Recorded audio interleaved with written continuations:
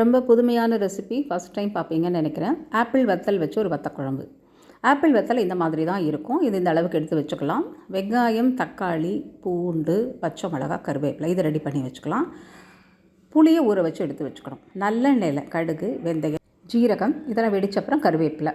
இப்போ வெத்தலை போட்டுட்டு பொரியிற அளவுக்கு வேண்டாம், ஓரளவுக்கு வதக்கினா போதும். பச்சை மிளகா, பூண்டு, வெங்காயம் இதையும் போட்டு நல்லா வதக்குங்க. இதுவும் கண்ணாடி வதக்கல் வதக்கினா போதும். தக்காளியும் ஓரளவுக்கு வதங்கினா போதும். மஞ்சப்பொடி, பெருங்காயப்பொடி, 3 teaspoon sambar powder, homemade sambar powder, 2 teaspoon Kashmiri chilli powder போட்டு நல்லா வதக்கிட்டு புளியை கரைச்சி ஊற்றிடுங்க.